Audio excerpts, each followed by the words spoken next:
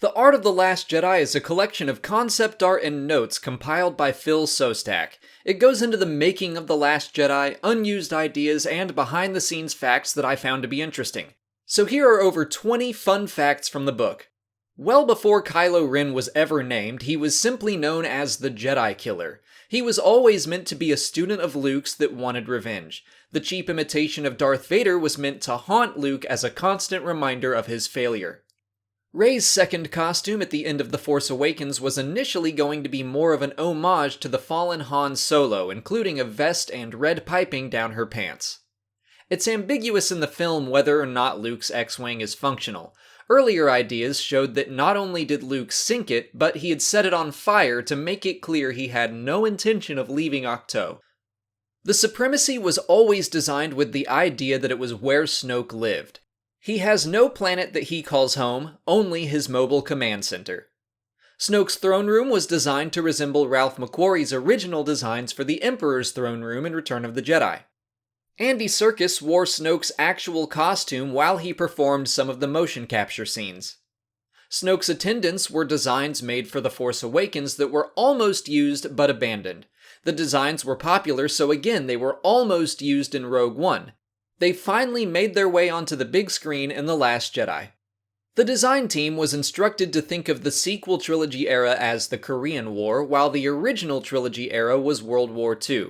Ships and vehicles were meant to be iterations and updates on familiar designs. For example, the Ninka is an updated version of the Tantive 4. In the earliest versions of the story, Poe was supposed to travel with Finn to Canto Bight instead of Rose, but Rian Johnson felt that the two characters didn't challenge each other to change and grow, so Rose was created to accompany Finn and be the angel on his shoulder, while DJ served as the devil. Instead of wearing their Resistance costumes, there was a scene written where Finn and Rose stole some formal wear to fit in at the casino. Rose would get an elegant dress, and Finn would gain some ego-inflating attention for his tuxedo, only to learn that he was wearing it backwards. The Master Codebreaker actually had a bit of backstory in the early drafts of the script. He was on Canto Bight casing an insectoid warlord called the Butcher of Bricks.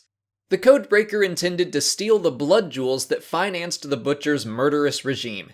He was also going to be found by Finn and Rose as he played piano. He would agree to help, they would go out of a service exit to pick up his things, and they would all be caught and arrested. Many of the patrons of Canto Bight were played by models, not actors. Even some of the aliens that are head to toe in prosthetics were played by fashion models.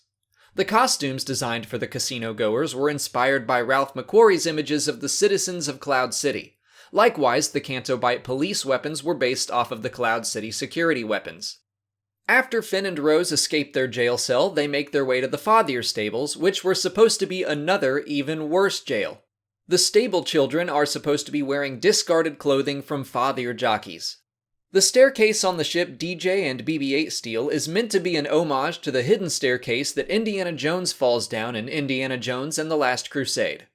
Rian Johnson requested a new alphabet be created for the writing on the Millennium Falcon's escape pod. It's unconfirmed, but that writing could turn out to be Corellian.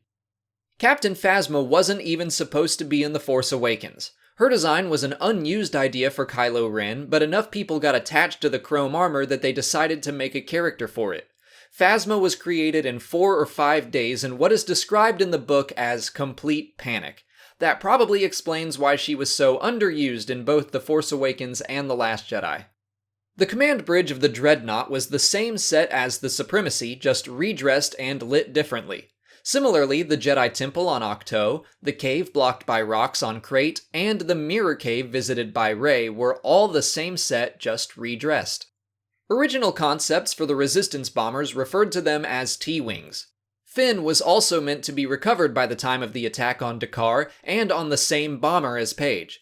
He would hold her as she died and get a bloody handprint on his chest, similar to the one he received on his helmet in The Force Awakens. Since the movie was always meant to be rated PG-13, the true violence of war couldn't really be shown on screen. The red surface of Crate being kicked up and exposed was meant to symbolize the blood and violence of a battle. They made the planet bleed since the characters couldn't. Those are just some of the most interesting facts I wrote down from the book. The whole thing is a great and interesting read if you want to dive into how and when this film was made. If you liked this video, you might also like the one I did on the visual dictionary, which you can watch right here. If you haven't already, please like this video, subscribe to the channel, follow me on Twitter, Instagram, and Facebook, and consider checking out my Patreon page. As always, thanks for watching, and may the Force be with you.